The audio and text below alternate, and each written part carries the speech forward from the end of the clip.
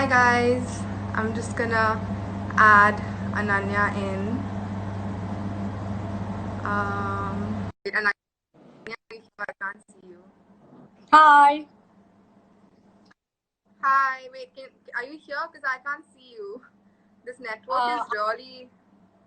Yeah, that's going to be a challenge. I can see you and hear you. Can you hear me? I can hear you, but it just doesn't show. Okay, great. So you're here. Perfect. So this network is gonna be a great issue today. Yeah, so many people have managed to join us even then. Yeah. Okay, so guys, hi. Thank you all for joining us. And this is the first time we're actually going live on Onism's page. So I'm gonna tell everyone a little bit about Onism and then about Painted Red and introduce Ananya. So Onism is actually an experiential marketing and entertainment company. It started by me, so I'm Malika, for those of you who don't know. And yeah, so Onism, we believe in meaningful experiences and we believe how powerful they really are. So all of our experiences are around culture, music, food, travel, history, and most importantly, pivoting stories. So today's story is actually one that is very, very relevant and important, especially in the midst of a pandemic and even given now the area we live in, Calcutta, which is affected by a cyclone. So we have Ananya on board, and she's the founder of Painted Red. She's an intersectional feminist, and she works at the crossroads of gender and politics. She founded Painted Red, which is an organization that is busting social myths around menstruation, which is a monthly reality for all women and girls around the globe, but it's still such a taboo topic to be spoken of.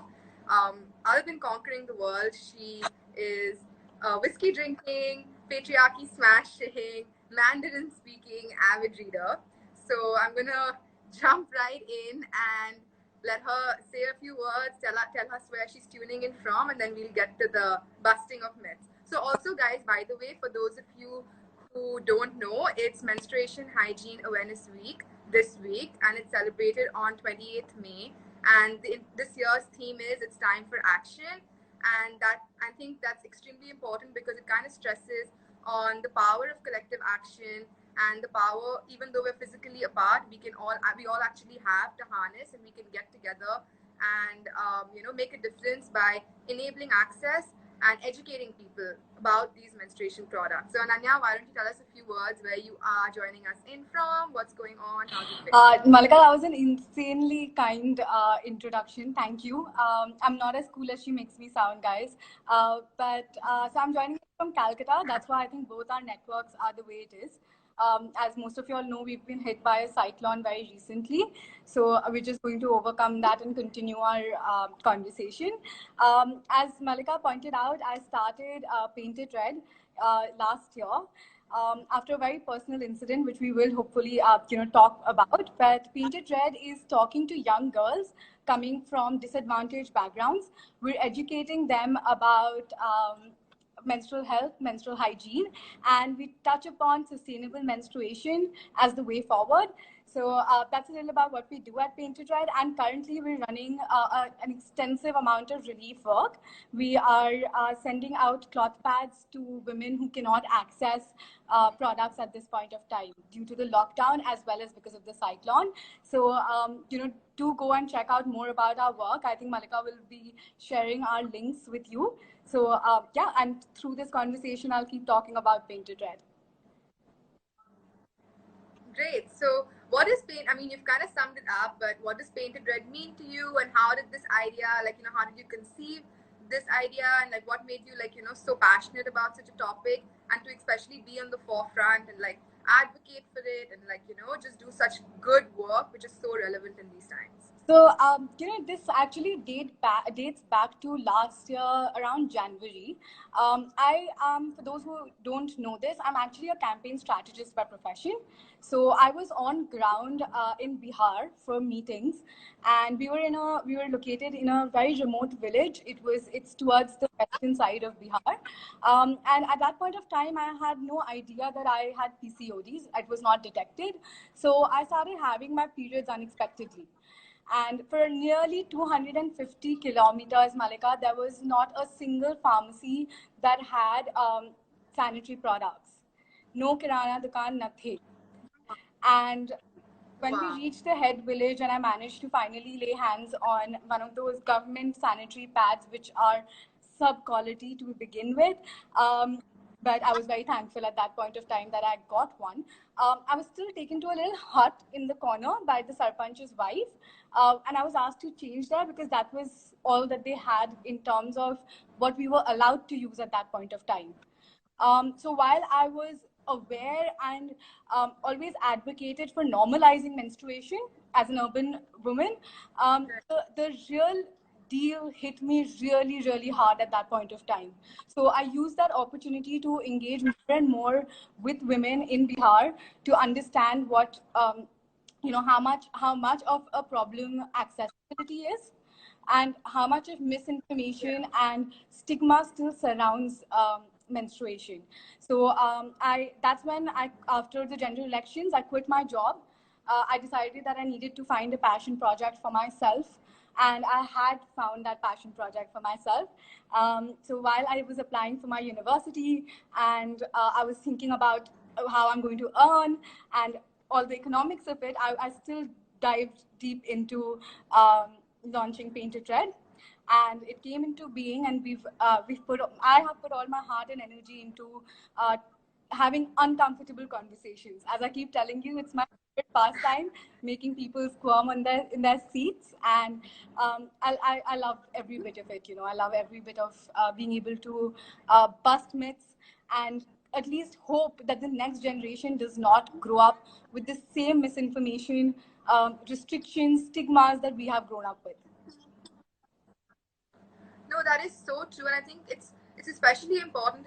In our culture today, there are so many euphemisms for the period, a monthly reality, which is a period, like whether it's like calling it chums or that time of the month. I'm feeling down. Like, why do these even like why do people talk about it in such harsh tones? Like, why can't one just own, the fact that this is a reality. There's nothing wrong with it. It's a monthly process. In fact, it's absolutely healthy, and one should be like talking about it more comfortably, and especially even break the the gender narrative and the entire sexist approach one has to this topic. So why do these euphemisms exist? And like, did you yourself in the early days of your journey like face backlash in terms of society like telling you like, okay, are you sure you want to fight for this cause? Like, do you want to put yourself out there? Like, what did that look like? Malika, the beginning of this entire journey was such a struggle because at some point, even making my mother understand why I wanted to do this was a task, right? Because she's just like, और कुछ नहीं मिला क्या बात करने के लिए? Like, that was her first reaction. I'm just like, no, because this is something that unites every woman, right? Be it urban, rural, north, south, east, west, India or abroad, right? This is one thing that every woman and more, actually, we will talk about that, more than just women go through this. And I decided that it's the smallest unit of normalizing things for our generation, a greater way to go towards a gender equity society where people understand each other's most basic phenomena, right? When it comes to, I remember this really funny incident when I was sitting with my entire family, and everybody was curious because I had started sending out messages about Painted Red. I was asking for donations, so all my uncles actually cornered me, and they wanted to know what I was doing. And the very idea of a menstrual cup was something that most people hadn't heard of, and they wanted me to tell them more about it. They were all very curious, okay, and they're all listening to me. But what was really funny was how uncomfortable all the women in that room looked. I don't think they had bothered having this conversation in that much of detail with their own husbands and their family members, and they were rather uncomfortable squirming in their seats as to why there was this young girl was giving an impassionate speech about this to all the adult men in the house, right? So I That's I did have a lot of. that's commendable. Honestly, like it takes a lot of courage. I remember like so I was talking to my mom, like, mom, there's menstrual hygiene Awareness Week, and I want to like talk about this thing, and like I want to get two people on board. So I have you, and I have Peach, another organization, on board in a couple of days. And I was so surprised. My mom was like, I know, like, you know, now she said that I'm not sure how everyone will receive it because they might term it as a bold topic, but I think you should go for it. So when I heard that, like, I remember talking to you as well and saying, you know, we're talking about menstruation, period sex, female masturbation. Like, these are topics that no one touches upon in our society openly. And we both were just talking about it so comfortably, something that's so uncomfortable. And I was like, should I even put myself out there? Should I talk about it? And it was like almost like whoever's listening, like I actually got like a bout of strength just talking to Ananya because she was so confident and she was like, you know, this is what I do, this is what I'm passionate about. And your entire approach to it was so positive and I guess so empowering that I was like, you know, forget everything. We have to put this conversation out there. You know, the situation has changed a lot right now, even within my own house, Malika. So I was telling you about Bleed in Peace. My father has sat with me while we have packaged those cloth pads that need to go out right in the middle of the house, where my grandfather is also sitting and trying to understand my, you know, efforts and how much I've done. So things do change, you know, and I see that if it can happen, you know, around me, I know that it can happen at a larger scale. And that's the faith that keeps me going. I just realized that I didn't touch upon the euphemisms that you mentioned, right? So I think that starts very early on. I was from a girls' school, and even there, everybody used things like chums, or you know, I'm down, or it's my time of the month. We've always learned to use negative euphemisms for our periods. Why can't we just say it out loud, right? In fact, that is why I have a problem with the term premenstrual syndrome, or you know, premenstrual symptoms. It's not a disease. It's not a syndrome. It's not a symptom. These are changes, right? Why can't we start using the appropriate language? Because I think that itself is the first step for normalization. You know, so anybody who volunteers with Painted Red or interns with us, this is the one thing they're not allowed to do. They have to say periods and menstruation out loud with pride, you know. They're not to be hiding behind a veil. That's amazing, and language has so much power. I mean, there's literally like so many school, like, you know, people coming in there who literally tell you about whether it's affirmations or just the way you think and the words you use, because they really shape narratives, and that's what stories do too.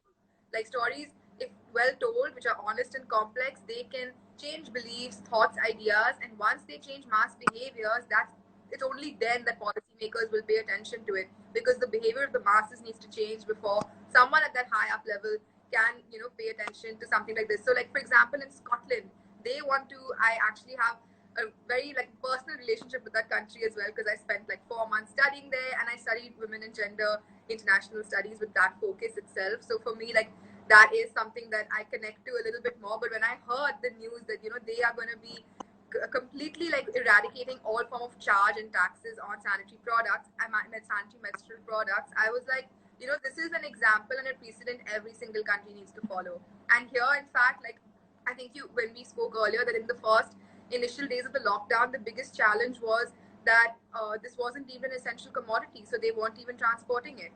And that's when I think Painted Red started working overnight to employ workers who were daily wage workers who were laid off because of the lockdown, and generated income for them by grouping them into this cause, by making them, you know, contribute by making sustainable and reusable sanitary napkins. So why don't you tell us about like how you guys, so, you know, took action? That's so in sync with our theme today, because that is the theme for Menstrual Hygiene Awareness Week this year, that it's time for action. Collective action can move mountains. So how has Painted Red taken action in this very trying time? So, Malika, as I told you, Painted Red does a lot of workshops on ground.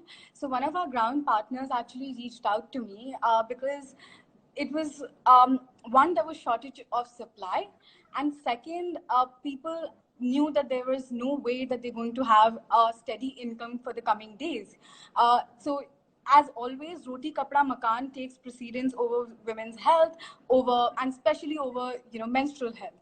So we got a few panicky calls that women are now rolling back to traditional methods, which includes using bamboo, leaves, ashes, you know, and worst story that reached me was the fact that some of them have started washing and reusing their one-time use disposable sanitary napkins. And something bothers me more than knowing that women are rolling back. There's no way that you want people to take a step back. We always need them to take steps forward. And we went for it. We're just like, how can we do not know how long the lockdown will last, how long the coronavirus is going to last. How can we enable them to have a peaceful menstrual cycle for the duration, however long that it might be? So that's when, after having a lot of conversations with people, engaging with a lot of other partners that I've worked with, we came up with creating these menstrual kits, where we're creating where we put in three reusable cloth pads, each of which lasts nearly 2 years for a woman. They do not need to worry about the next month or the month after or the month after. So that is what was our primary objective when we started Breed in Peace. And we've reached around 10,000 women across 6 states right now.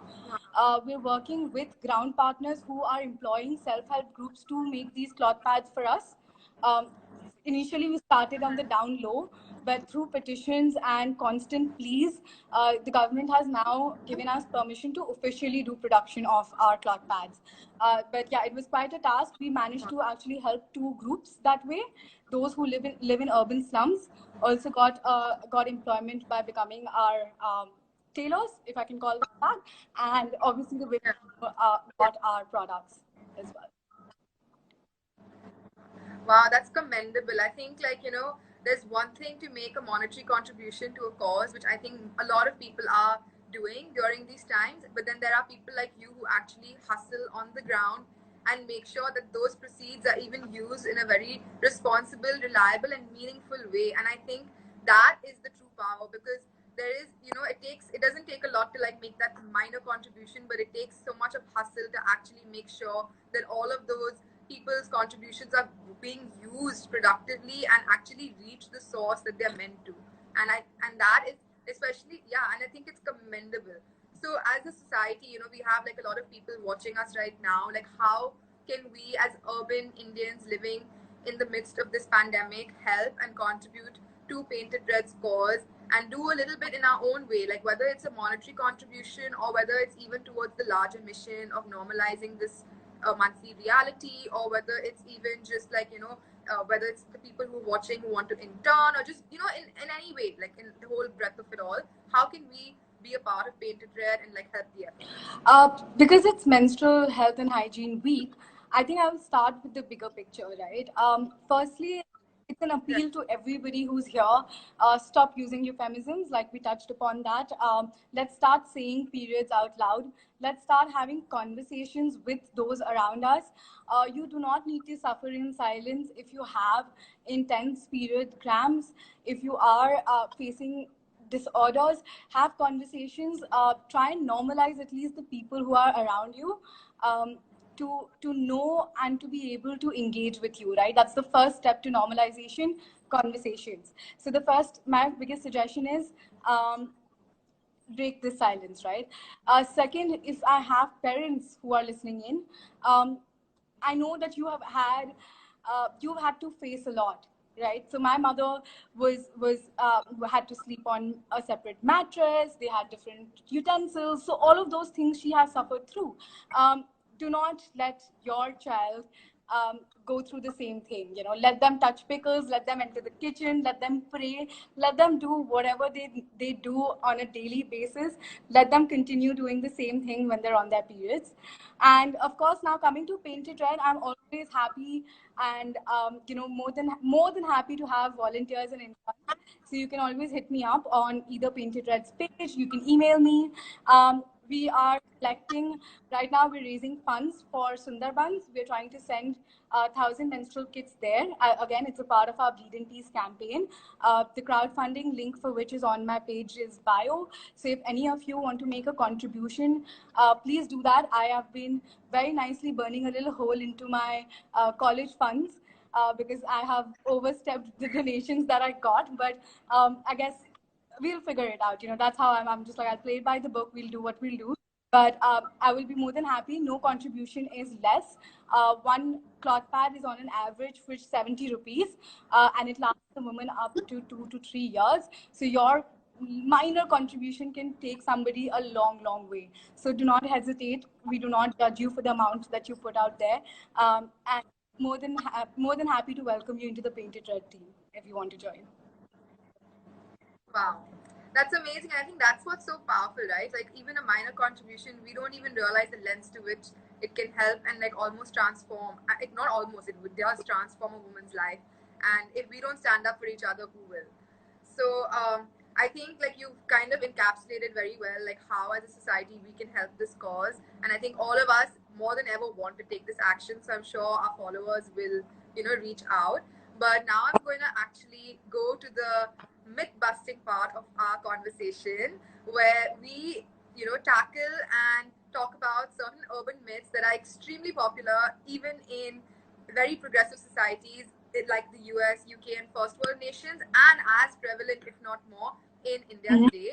So I'm going to be saying, a few sentences, and you have to tell us if it's a myth or if it's a fact, and what's the reality behind it all. So without much further ado, I'm going to begin. So a popular statement made is, you can't get pregnant during period sex. That's false, Malika. While the likelihood of that is low, one must understand that a sperm stays in your body for nearly 4 to 5 days. So if you have had sex at the last few days of your periods, it is highly likely that you can actually not highly likely, but it's still likely that you can get pregnant in the first few days of your ovulation, which starts right after your periods end. Right. So then there's another, this is the most popular myth, I think, that using tampons as a virgin will tear your hymen and result in losing your virginity. Okay, there are two things. Okay, firstly, let me do a little biology. The hymen is a membrane, which is a part of your external, genitalia. It partially covers your vaginal hole, right? Because if it completely covered your vaginal hole, how would you bleed in the first place? Right? So the hymen itself, the very idea that it can break, pop, tear is an incorrect notion. Okay, it's a membrane which can stretch if anything needs to pass through. Right? So if something can come out, then definitely something can go in. Right? Simple logic here. The second thing is that virginity as a very concept is something that we need to introspect on. Right? I think virginity as a concept is cannot be defined by whether your hymen is intact or not. It depends on what level, what you consider sex, right? Is oral sex, does it mean that you're not a virgin anymore? Or is it only penetration, or is it just the fact that you have a hymen, right? So the first thing is that we need to introspect on the very notion of virginity. Taking that, it is a completely false statement that tampons and menstrual cups can, in fact, break your virginity, or break your hymen. In fact, it is a very elastic membrane which will allow both tampons and menstrual cups to pass in and out easily. Also, pro tip: menstrual cups can change your life. So make that cup work now. I think my life changed completely when I started using a menstrual cup, and I highly recommend that everybody does that. Wow. Yeah, I think you kind of summed that up perfectly.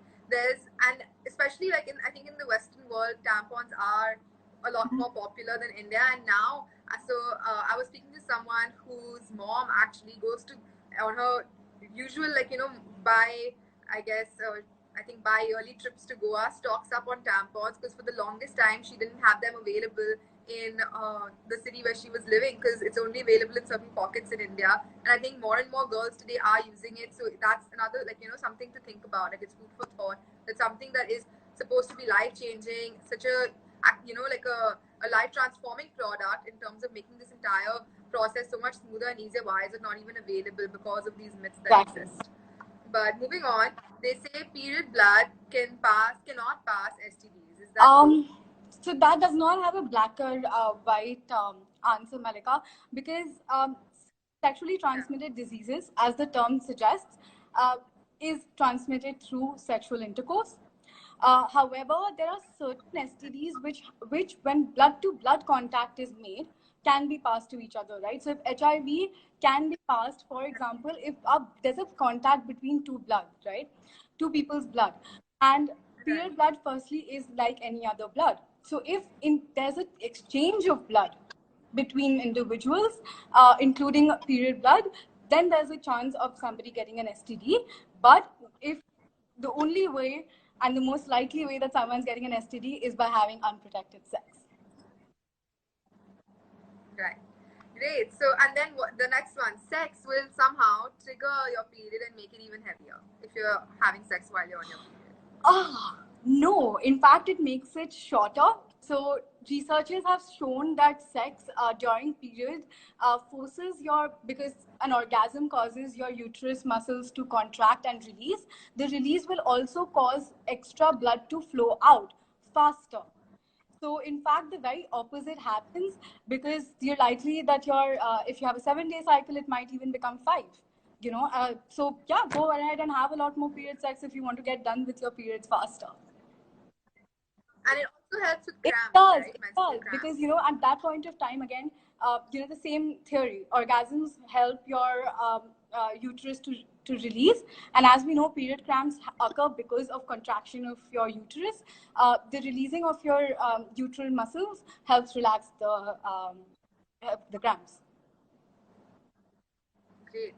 So now moving on to the part where we talk about like female masturbation. So there's been a lot of talk about this in like our ancient texts and scriptures, where they've almost demonized women who have a desire for sexual activity, and they painted them in, whether it's in the Indian mythological concept, as like apsaras and like other characters who are basically possessed by the demon, or whether it's even in the Western world where they do look upon this as like something that you should be shamed for. So is like someone like a woman who masturbates a nymphomaniac? Oh, absolutely not.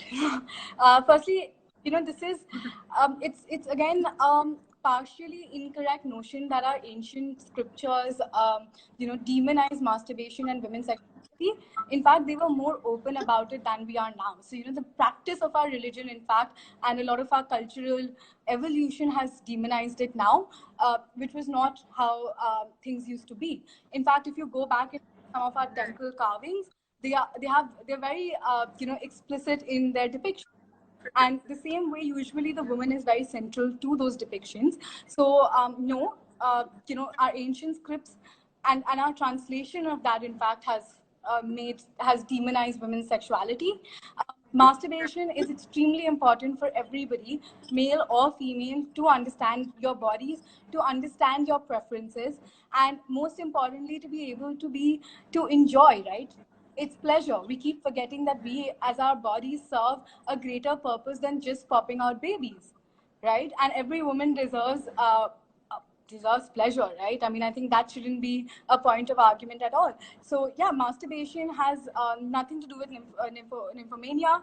That is only people who are obsessed, right? That's a disease we're talking about. We're talking about people who are extremely obsessed with sexual desire and sexual activities. So yeah, that has nothing to do with a woman masturbating or not. No.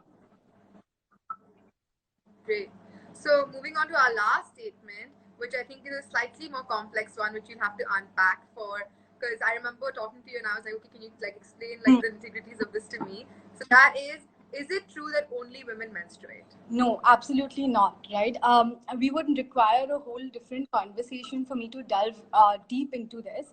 But to explain this in a simple way, we now know that a gender binary doesn't exist. They're not just male, female. We have a lot that goes on in between. So we do have trans persons who bleed. We do have people who go through a sex change, and they will be experiencing menstruation as well. While I would love to take on this topic in further detail, I also have my inhibitions of appropriating somebody else's, space. So because I'm not a trans person, I identify as a woman. I just want to touch upon this little concept which everybody should go and read up on. When we are using terms related to menstruation, let's try and be more inclusive. Let's try and not call it just women who bleed. It is a lot of trans people, queer people who also menstruate, and we must include them into the folds of our awareness drives, because otherwise our movement always will remain partial. Wow, that is, I think there is some serious food for thought, because there, yeah, like you said, like gender is an extremely fluid term. There is a biological sex, and then there is something you know assign to yourself and you identify as. And to have this like completely myopic view that it's only women who menstruate is something that is archaic, and we should like definitely break that myth, and as you have today, and move forward from that. So I couldn't have like, I think you've kind of like opened viewers, you know, perception on how they think about menstruation, and it's like, you know, in terms of like myths around period sex, female masturbation. And other than that, you've also like shared with us such great insights into what Painted Red is doing. Now we all have a reliable organization we can back and kind of contribute to, so that we can make a difference in our own little way. Before you leave us today, I'm going to ask you for some movies, documentaries, or just some other, you know, sources of media we can tune to increase our knowledge about this topic, and to even just kind of like, because I think like, you know, it's not always something that's extremely grim, because there are like, so I came across this period game that exists where they are teaching, you know, teens and different girls going through this process in their pre-teens how to understand menstruation through a fun interactive game. So there are ways to, you know, whether it's moms telling their children, or whether it's even like, you know, us who wanted, urban Indians who want to just educate ourselves and empower ourselves more, like what can we turn to? What is something that you recommend? Just to get an idea, firstly, about how deep the stigma related to periods is in our country, my top suggestion would be watching Period, The End of a Sentence. It is on Netflix, so it's easily accessible. It is not a very heavy documentary either. It's a short documentary that will open your eyes to period huts that exist. Um, Similar to the one that I told you that I was taken to, but since I don't have to go through it on a regular basis, I still found that that documentary very hard hitting. There is a really interesting blog called the Pink List India. So they talk about the intersectionality of gender, and they do a very interesting queer perspective, and they talk about menstruation. You can also always tune into Painted Red for some awareness information, because we're trying to talk to urban people about exactly these things, be it menstrual cups, be it the common myths about not entering the temple, touching the pickles. We keep trying to bust these things through our awareness drives. So yeah, some of the resources that I think are top notch for people to try out.